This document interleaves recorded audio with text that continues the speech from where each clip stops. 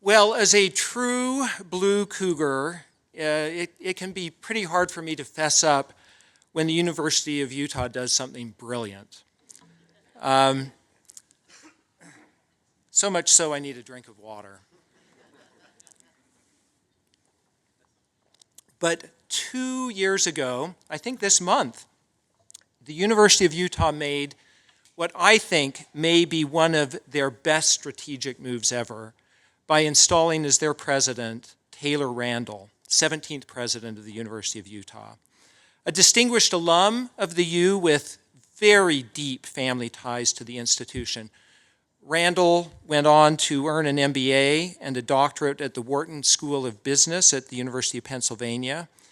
Within 10 years of returning back to the University of Utah's David Eccles School of Business as a professor, Randall was appointed as dean of the business school. And under his transformative leadership, Randall quintupled the size of the school and launched path-breaking centers and institutes, such as the Sorensen Impact Center and the Kem C. Gardner Policy Institute and others. While he was dean, I had the honor of working with Dr. Randall on a few projects, but none was more challenging or consequential than our joint service on the Utah Governor's Emergency Task Force to address the COVID-19 crisis here in the state of Utah. As we navigated the wicked decision-making that characterized those early dark days of the COVID crisis, I marveled at Taylor Randall's capacity to present state policymakers challenging, research-informed guidance with just the right balance of gravitas and humor. I can attest that his expertise and experience and his effectiveness in that moment truly helped to save lives and livelihoods here in the state of Utah. And since he's now taken the helm of the full University of Utah, President Randall has been tireless in taking huge strides to help the University of Utah become a top 10 public research university, focusing relentlessly on research that can have a positive social impact for our state.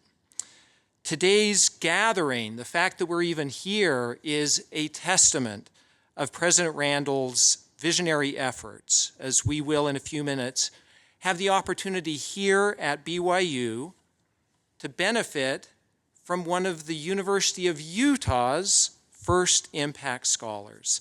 Please join me in providing our warmest BYU welcome to President Taylor Randall.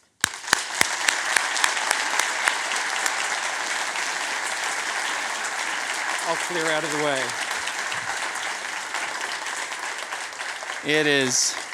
It is such a pleasure to be here just for a moment. As one of my esteemed colleagues once said, I actually don't recognize the person you just introduced, but my name is Taylor Randall.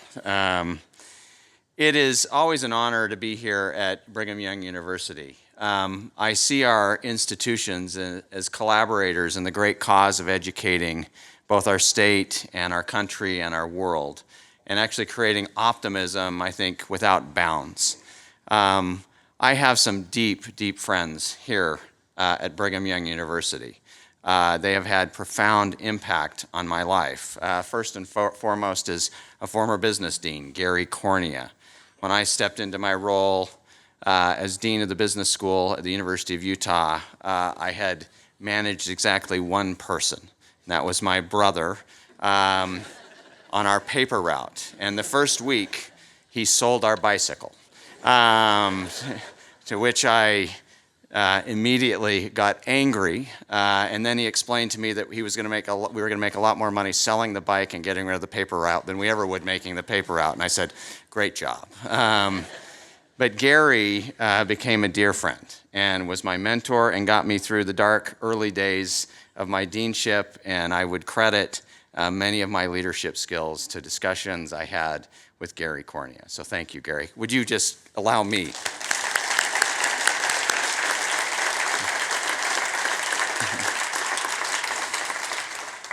Your current dean, Bridget Madrian, is also a dear friend, and we share a common experience. Bridget's daughter went wayward and is at the University of Utah getting her education. And my daughter went off the wayward path too and is at Brigham Young University getting her education. But Lily, I'm proud of you. You made a remarkable decision for yourself. It was heart-wrenching for me for about 15 minutes, but she is absolutely thriving here. And I just want to thank all of you for creating such a remarkable community where people can live their faith and find friends and find a place of belonging and just completely thrive. It is an envious environment, to be sure. We instituted the concept of an impact scholar, societal impact scholar, because I deeply believe that as educators, we needed, particularly the University of Utah in the moment, to quit looking inward and actually begin to talk about what we mean and what we can do for our society at large. We were coming out of the COVID crisis, and I felt deeply that it needed to be a positive message, a message of happiness, a message of hope, something that we often lose, right, as we are in the throes of the day-to-day grind. And so with our appointment of Arthur Brooks, we began a path of appointing these individuals that are generally with us for 3 years, and we want them both to share their optimism with our community on campus, but also with the community at large. So it's my privilege to introduce Arthur Brooks. Arthur Brooks was named a University of Utah Impact Scholar in 2023. He is the Parker Gilbert Montgomery Professor of the Practice of Public and Nonprofit Leadership at the Harvard Kennedy School and a Professor of Management Practice at the Harvard Business School, where he teaches courses on leadership and happiness. He is also a columnist at The Atlantic, writing the popular How to Build a Life column. Arthur is the author of 13 books, including the #1 New York Times bestseller, From Strength to Strength, Finding Success, Happiness, and Deep Purpose in the Second Half of Life. He speaks to audiences worldwide about human happiness and works to raise well-being within private companies, universities, public agencies, and community organizations. Arthur's latest book, our 2023 #1 bestseller, Build the Life You Want, The Art and Science of Getting Happier, co-authored with the one and only Oprah Winfrey, offers meaningful guidance for increasing happiness and provides science-based methods for emotional self-management. It's my honor now to welcome to the stage Arthur Brooks.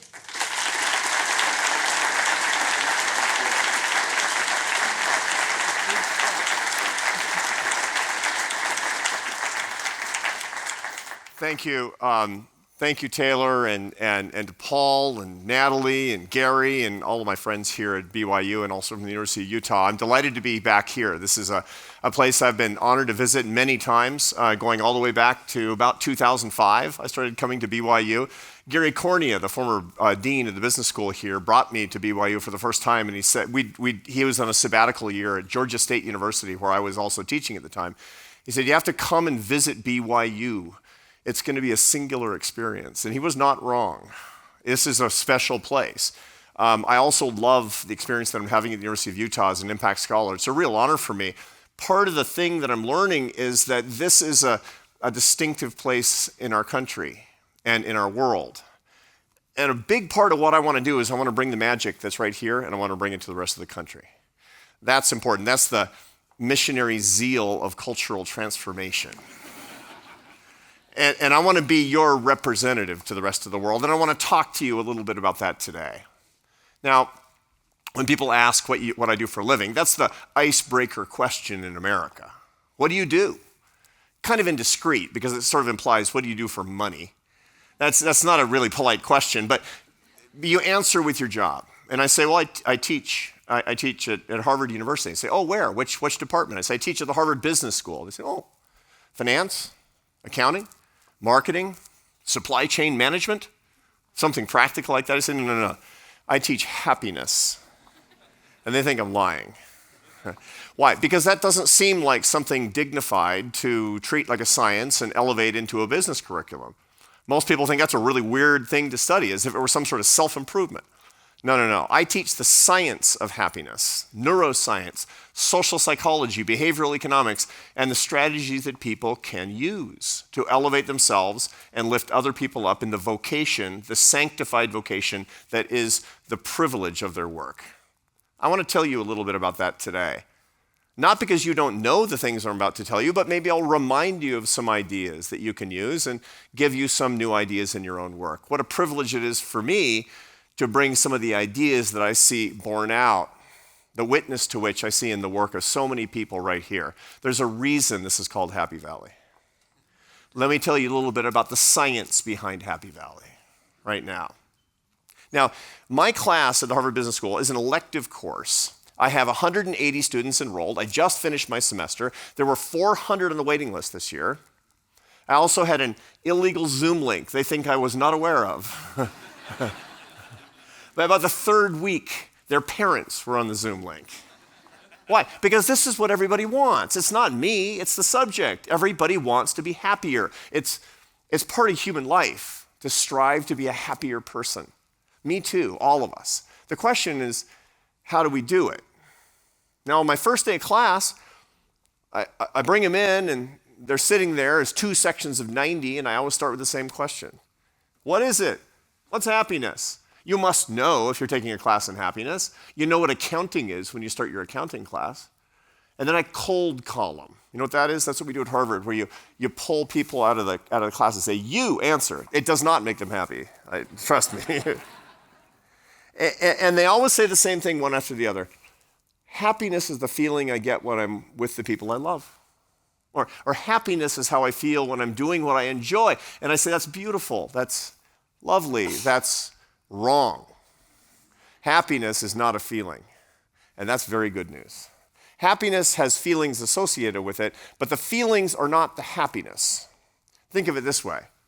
If you went home for Thanksgiving and you opened up the front door and you smelled that familiar smell of the Thanksgiving dinner that was so warm and inviting, and your mother said, you love the smell? You said, yes, take it all in because that's the whole dinner. You'd be very disappointed. Why? Because the smell is evidence of what you're about to enjoy. And that's the same thing with happiness and feelings. Feelings are evidence of happiness, and you should be very grateful for that. If your happiness were a question of feelings, you'd be chasing feelings for the rest of your life. And in point of fact, that's what most people do, and that's the reason they're so frustrated. I sure hope I feel happier tomorrow. I don't want to leave it up to chance. I don't want to leave it up to the things going on around me that are going to give me positive and negative emotions and just hope for the positives and try to get rid of the negatives. No, that's no way to live. Furthermore, it's not even a safe way to live. Getting rid of your negative emotions, it's dangerous. You need them to keep you safe and keep you alive. That's part of being alive. Suffering is part of life. So I need a better definition of happiness that I can actually pursue in a straightforward way, that I can study, and then I can change my habits around, that I can share with other people. And that's what I want to talk about.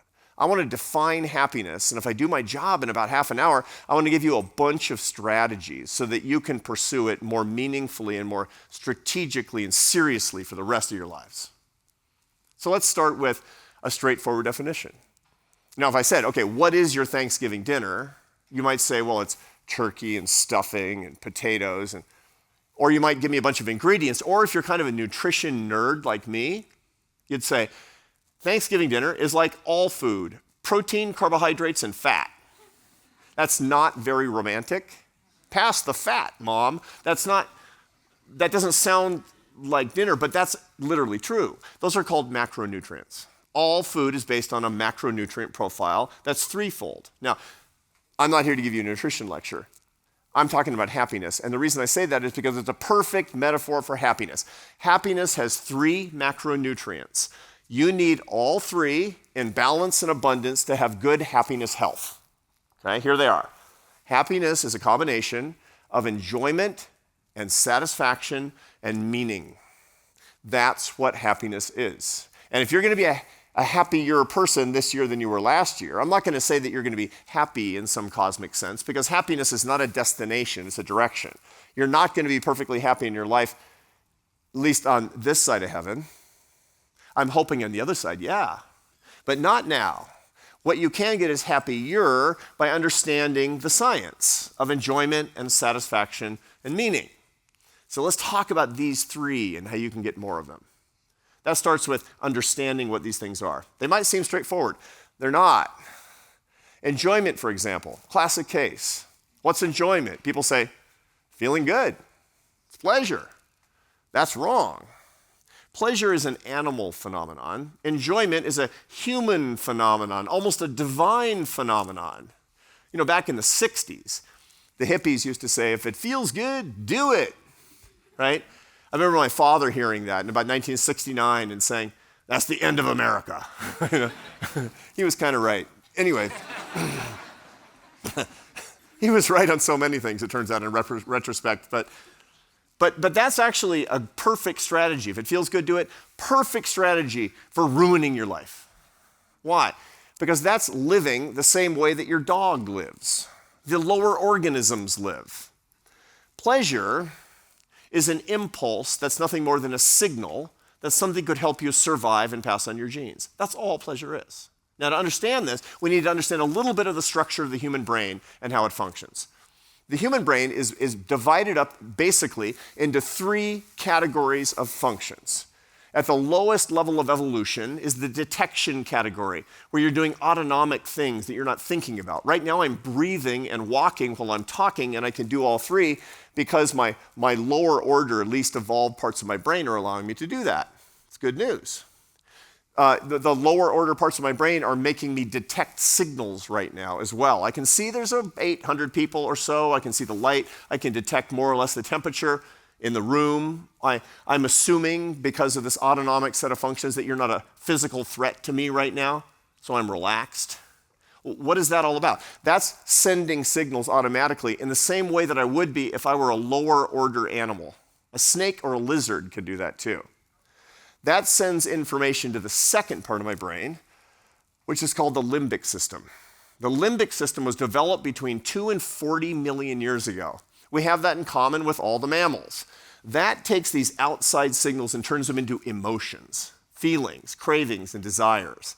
That's what that console of tissue is dedicated to doing. When somebody says good and bad feelings, they have it wrong. There's no such thing as bad feelings. There's positive and negative emotions that are dedicated to telling you if something is a threat or an opportunity. That's it, okay? You should not think about having fewer bad feelings. It's just data. It's just information. The third function comes with what you do with your emotions. What do you do with those data? You send them to the most human part of your brain that's only been in its current state for 250,000 years. That's the neocortex, the wrinkly outside of your brain. It's wrinkly because it's a 1 square meter piece of tissue scrunched up inside your cranium. The most advanced part is called the prefrontal cortex. That's a bumper of brain tissue right behind your forehead. It's 30% of your brain by weight. That's the C-suite of your brain. That's the executive centers of your brain. You're listening to me and thinking about what I'm saying using your prefrontal cortex. Now, the data that it's getting is coming from your limbic system. The data to the limbic system is coming from your autonomic functions. And this is happening all day long. Detection, emotion, decision. It's amazing. It's an incredible miracle. There's no computer on the face of the earth or that will ever exist on earth that can come anywhere near the creation that is inside your head. It's happening all day long.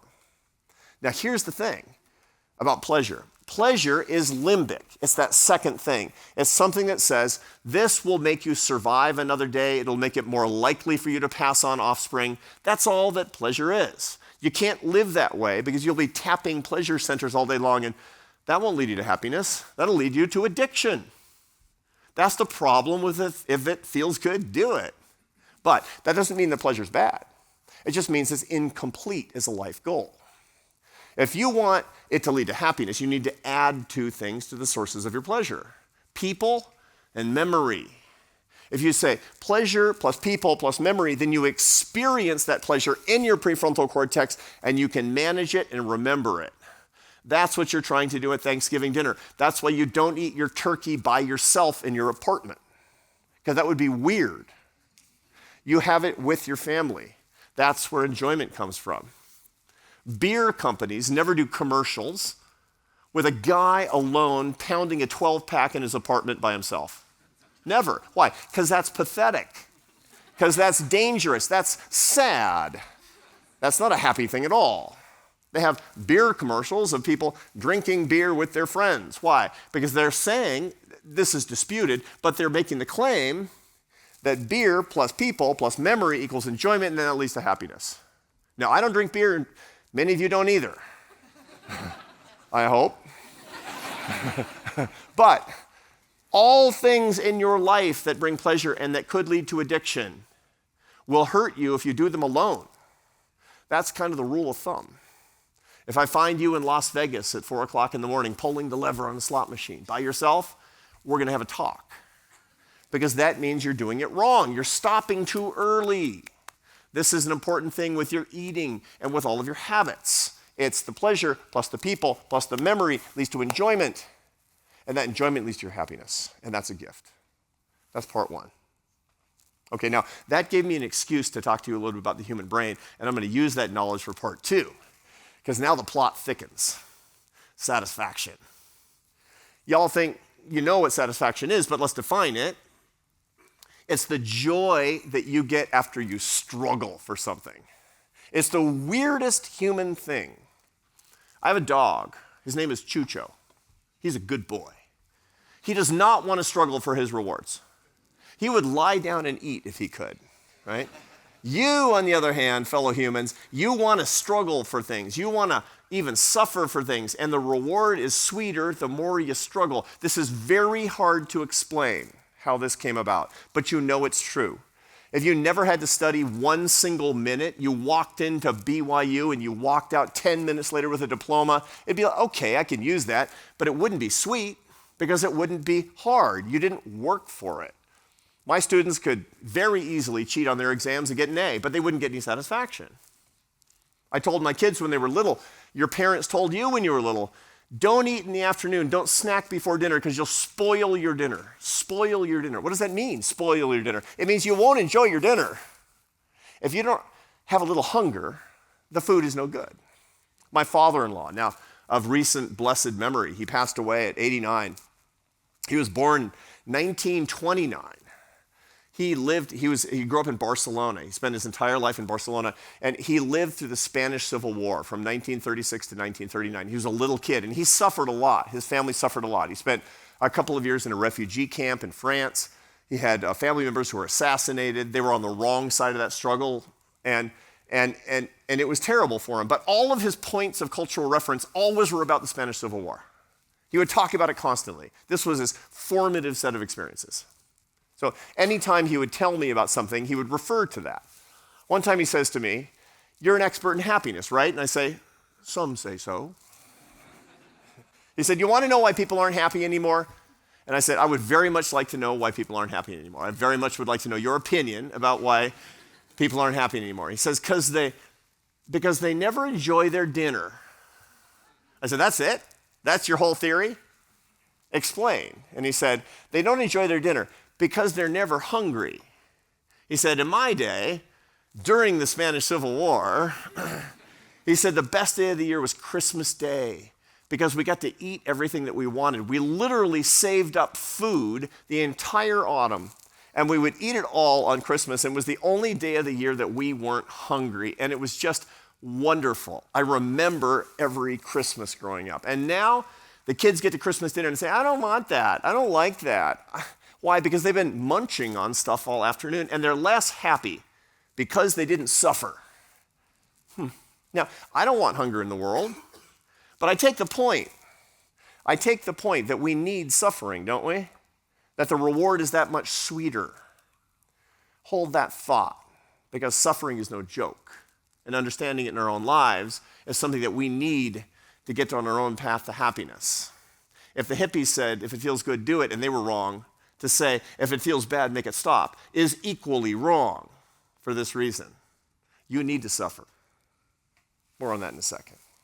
Now, the paradox of needing to struggle is weird enough, but the mystery gets even deeper after you get your satisfaction. Because you think You're assuming that if something happens that you worked for, you struggled for, and that you got, and it's so sweet, that you're going to enjoy it forever. But you're not. You know perfectly. Mick Jagger and the Rolling Stones sing, "I can't get no satisfaction."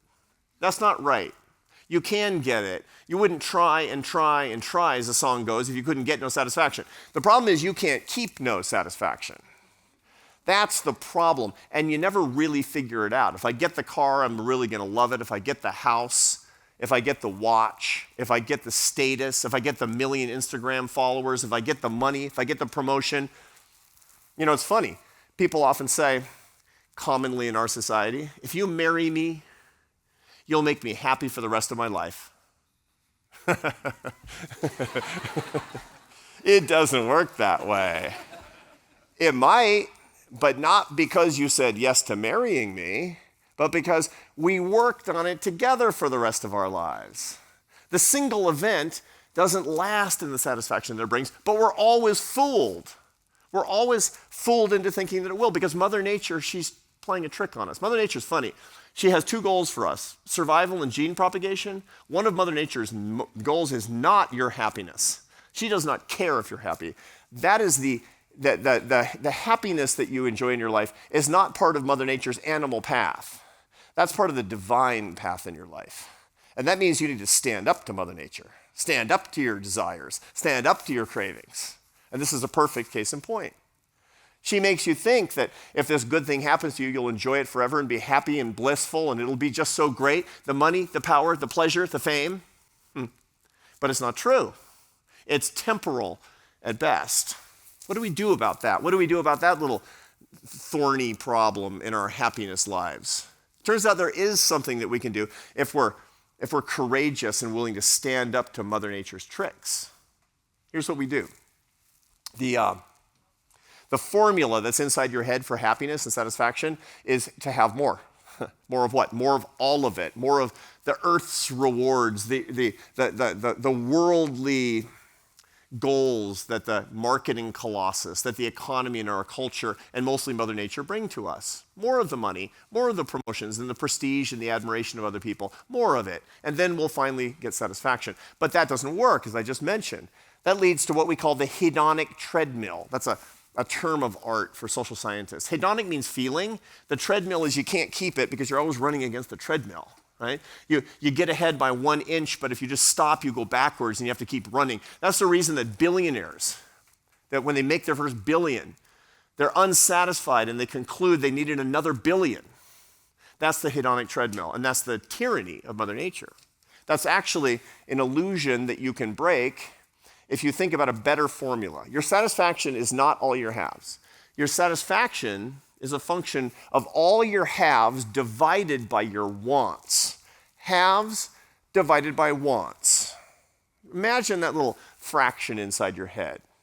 Now, one way to increase satisfaction is to increase the haves, the numerator, but that's inefficient and temporary. Here's the real secret. Manage the denominator. Manage your earthly wants. If you have a wants management strategy, that actually lasts. That's efficient and permanent, but it doesn't come naturally. You know, people, they don't want to do that. I don't want to manage my wants. I want more haves. I want to have more. But if you have a strategy for this, then the world really changes a lot. Every religion has taught this, by the way. You've learned this in Sunday school since you were a child. But we have to put it into practice in practical ways. So let me give you a suggestion. You know, when I was a much younger man, I used to have a bucket list. You know what a bucket list is? It's a metaphor. The bucket is a metaphor that holds all of your worldly ambitions and cravings and desires. And on your birthday, you make a list of all these things, and then you imagine yourself just enjoying everything in the bucket. And that will motivate you to do more. That's the whole idea. The problem is that it makes you feel inadequate because it's blowing up the denominator in that fraction I just told you about. It makes you want more even though you have less. Here's what I do now. I have a reverse bucket list that I use. And here's how it works. On my birthday, and I've got a big one coming up in May. It has a 0 on it. It's not 70 now. And I have reverse bucket list where I take all my cravings and desires, and just like you, I have the same, I'm not some sort of, enlightened Dalai Lama-like character. It's not like I've been able to beat all of my desires once and for all. I want the same things everybody else does. So I'm honest with myself. I have an examination of my conscience, and I write down all those things, and then I cross them out. That's my reverse bucket list. It doesn't mean I'm not going to get those things. Lovely things come to me all the time, and you too. The point is, I don't want those things to be governed by my limbic system. I want to move the management of the desires into my prefrontal cortex, where I can manage the desire, and the desire does not manage me. Now, there's lots of things that can go on that reverse bucket list. One of the things that I'm putting on my reverse bucket list this year is a bunch of my political opinions. Why? Because they're holding me back. They're an attachment. I'm too attached to being right. I will be honest with you. And many people are. Maybe you are too. Like people treat their political opinions as if they were, jewelry. Get between me and my political opinions. Do you disagree with me? Man, you're canceled. It's terrible in America today if you haven't noticed. So I'm going to take my political opinions and I'm going to cross them out. I need fewer political opinions because I need more friends. And it's going to help. I'm going to be free. Not that I don't hold the opinions. I still hold the opinions. The point is I'm not attached to the opinions. I'm not attached to being right. That opens me up, and it opens my heart to you if you disagree with me. And I'm going to be happier. I'm already happier just thinking about it because I've really already started that reverse bucket list. That's the secret to lasting satisfaction. That's 2. Here's 3. You thought those were complicated. Now 3 gets more complicated, the most of all, because it's meaning. Meaning. Do you have adequate meaning in your life? We're going to find out right now. Now, meaning is the why questions in life, and there's a lot of research that goes into the mental health crisis, especially among young adults. Virtually all of it comes down to an inadequate understanding of the why questions in our lives. It's really difficult, particularly in your 20s and you can't answer certain questions, to feel that life is going in a direction that's meaningful, and that's difficult. That's difficult to manage intellectually, spiritually, emotionally, psychologically. Now, it's too big a question, what's the meaning of life? But you better have some sort of an answer. This really comes down to 3 questions about coherence. Why do things happen the way they do? Got to have a theory of that. What's the significance of my life? Does it matter that I'm alive on this earth? And purpose. Purpose is a subcategory of meaning. That's your goals and direction in life. I can boil this down to really 2 questions. I'm going to give you a 2-question exam to interrogate whether or not you have adequate meaning in your life. Okay?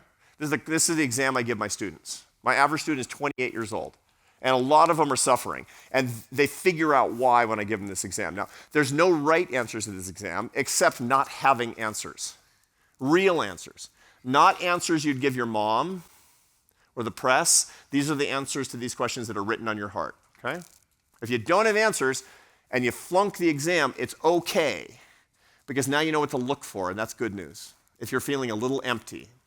Question number 1. Why are you alive? You need an answer. Now, 2 ways to answer that question. Who created you, or for what reason? I recommend both, having an answer to both. Second question, now it gets a little bit more difficult. For what would you give your life on this day if you were called to do so? A lot of people don't have answers to that, a lot of young people in particular. What is your answer? If you don't have an answer, once again, good news, this is what to go in search of.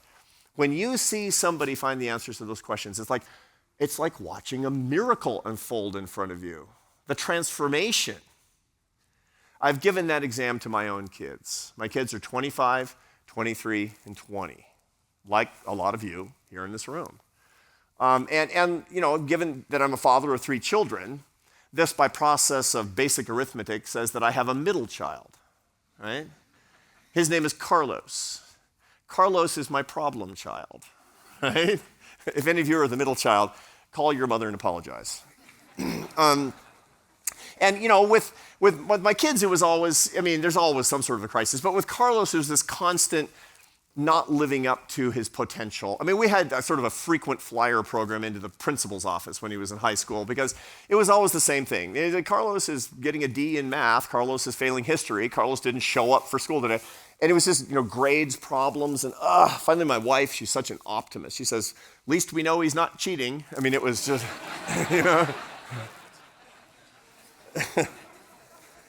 But here's the pitiful part. He wasn't even enjoying himself. He didn't know where he was going. He was aimless like so many adolescents. So here's what I do with my kids. See, I'm a B school professor, so I get to do this. When my kids are 18, they have to write a business plan for their life. See, they are entrepreneurs. They are startup founders of Themselves Incorporated. That's their firm. They're the founding CEO. Now, the currency of their life is not money, it's love and happiness.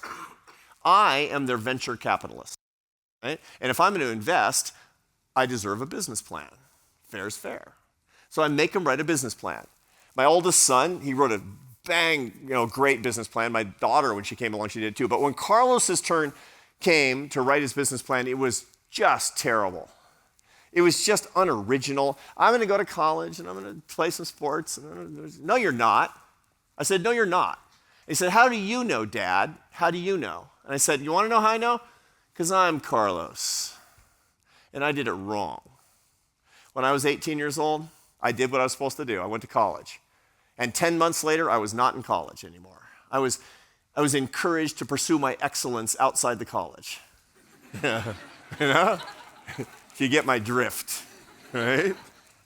And so I did what I had to do to make a living, because at that point, I was, as they say, I was not raised with nice things, and my dad said, well, good luck to you. Let me know how you decide to make a living. And I did what I had to do, and I made my living as a musician, of all things. I was a classical musician all the way through my 20s. I played on the road. I was a chamber musician, then I played with a jazz guitar player named Charlie Bird for a couple of years, and then I was in the Barcelona Orchestra for a bunch of seasons in Barcelona, where I married my wife. And my parents called it my gap decade, which was, went over real big. It was, you can imagine, they thought it was very funny too. And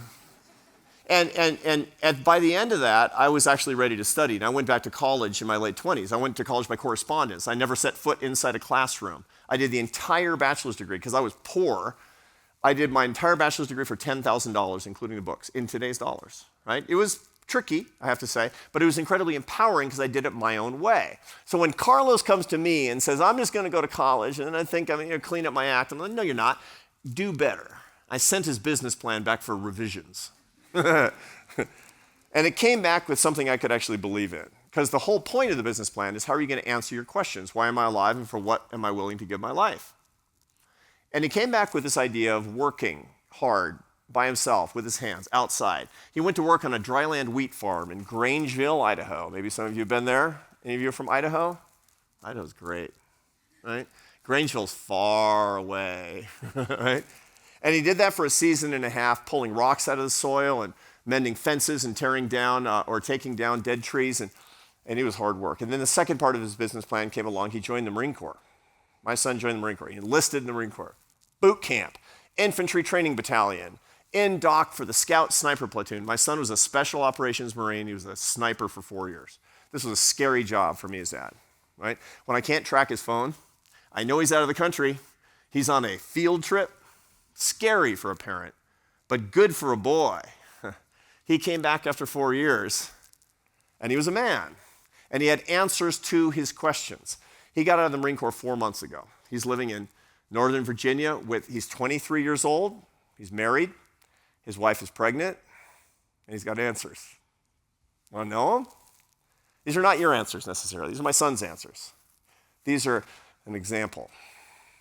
Carlos, why are you alive? Because God made me to serve other people. What are you willing to give your life? For my faith, and for my family, and for my fellow Marines, and for the United States of America. Boom. Mic drop. Good boy. I'm proud of my son. And I'm not saying it's because he has the right answers for you. I'm saying he has the answers for him. You have yours?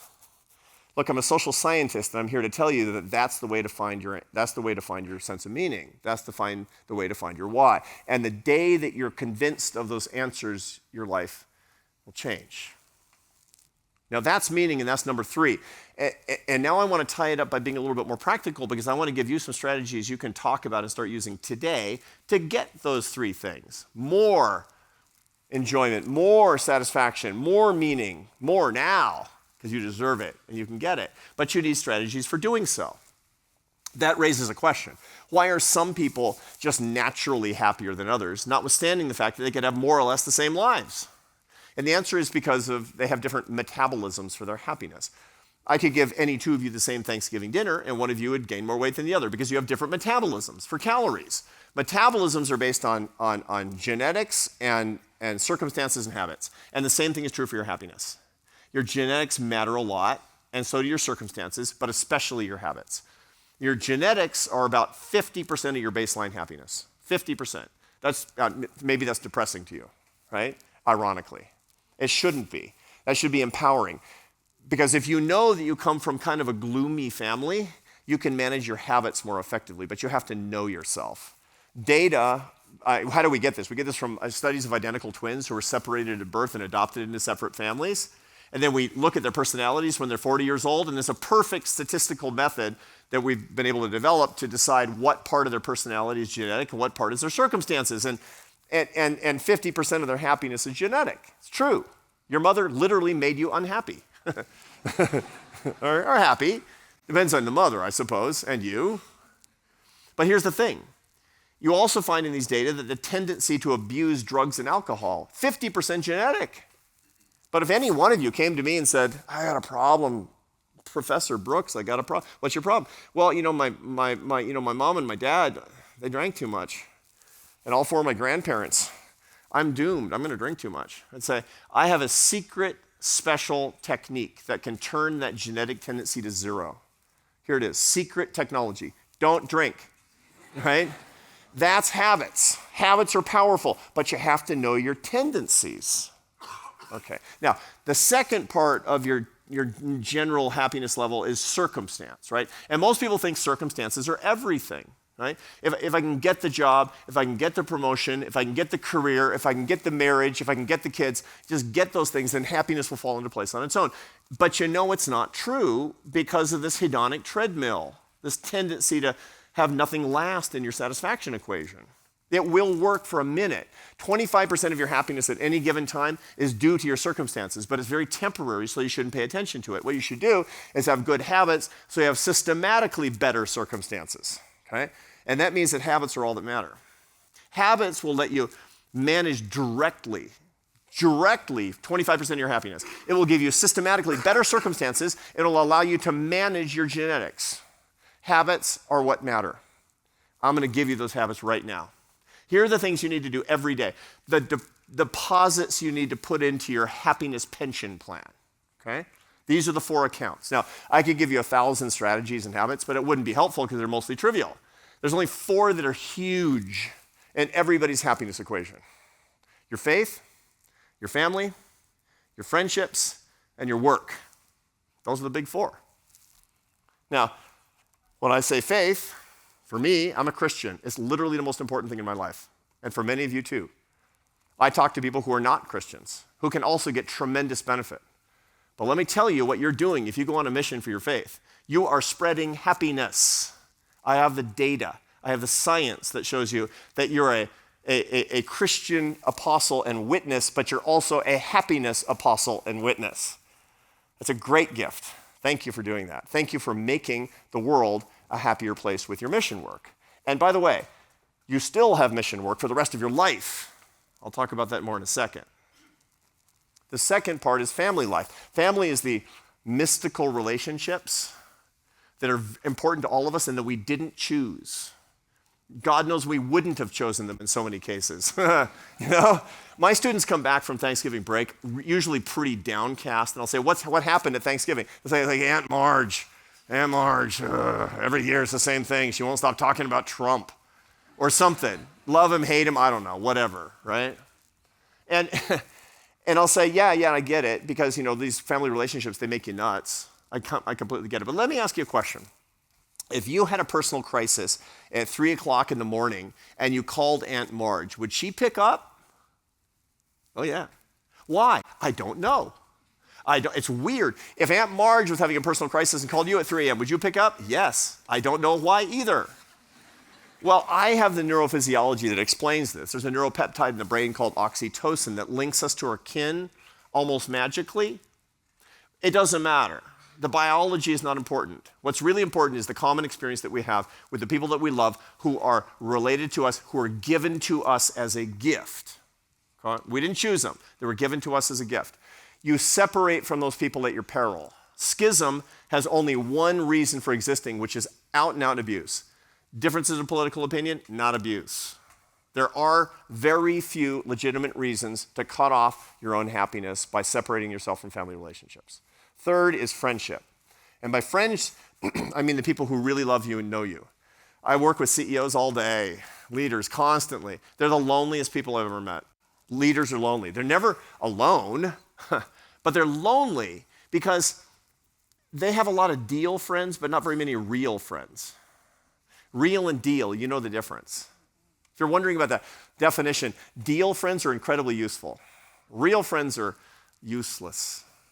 Beautifully, lovingly useless. Do you have enough useless people in your life?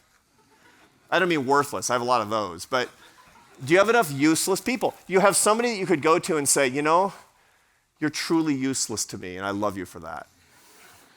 That's the ultimate compliment. You need people who just love you, and that takes work. And that's the friendship I'm talking about that will reliably be a happiness habit. Last but not least is your work. And by work, I don't mean the type of job that you have or the money that you make or the position that you have or the title. Some of you are going to have really fancy, important jobs, and some of you are going to have jobs that don't look as fancy or as important. It does not matter for your happiness. You need two things in a job to make you happier, according to the best research and data. Number one, you need to believe that you're earning your success, which means that you're creating value with your life and value in the lives of other people, and that you're acknowledged and rewarded for it. Number two, you need to serve other people. You need to believe that you are needed by other people and you're serving them. Service to others, earn success. That's it. If you have those things, your job will bring you joy. If you're an employer at some point, if people believe they're earning their success and serving others, they won't quit. That's what you need. That's what we all need. That's what we're destined to be, is those who are in service of our fellow human beings. And the best way that we can do it for most of us is the way we earn our daily bread. Faith, family, friends, and work. That's what we each need to think about each day. Now, we have a few minutes, so I want to hear from some of you. And we have a small enough room that some of you can give us some questions. Actually, Paul Edwards is going to ask the questions. But before I do that, I want to sum up really quickly. Here are the points I want you to remember. Number one, you can't be perfectly happy, but you can be happier. That starts with understanding what happiness entails, which is enjoyment, and you need an enjoyment maximization, not a pleasure maximization strategy in your life.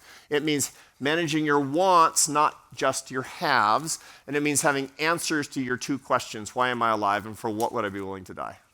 Okay? The happiness habits are fourfold, but they all come down to one big principle: love of the divine, love of your family, love of your friends, and love expressed to the whole world through the way that you earn your living. In other words, happiness is love. If you can't remember what to do, just love more.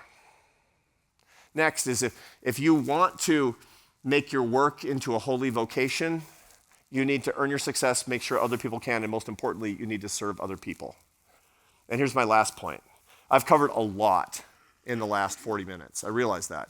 If you want to remember this, I mean, you can go to my website, you can download the materials, you can download a version of the speech if you want. But if you want to remember it, you need to give it.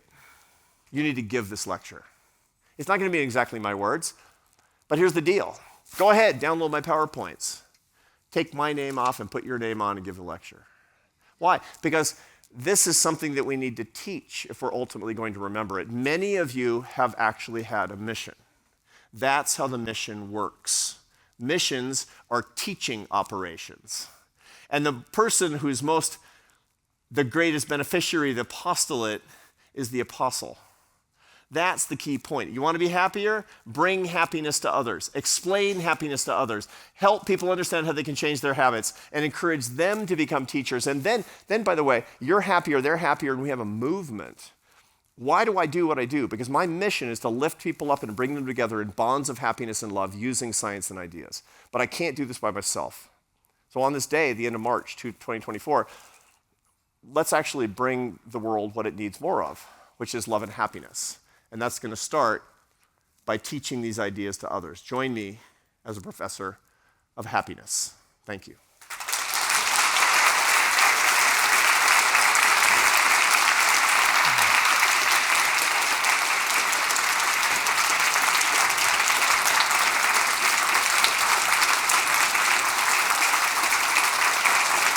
Thank you.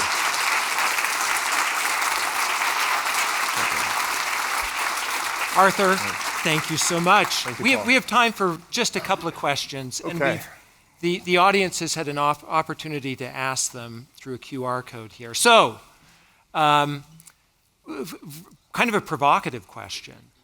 There are a lot of religious extremists who can answer your two questions, but may not really be on a path to happiness. I mean, give us how would you explain that phenomenon? Yeah, I mean, the truth of the matter is that there are a lot of ways to abuse any of the information that I have here. There are a lot of ways to abuse it and to become extreme in all the things that we do. But to remember that happiness, at the end of the day, is love. And if what you're doing is not being guided by love for your sisters and brothers, aka every other human being on the face of this planet, you're doing it wrong.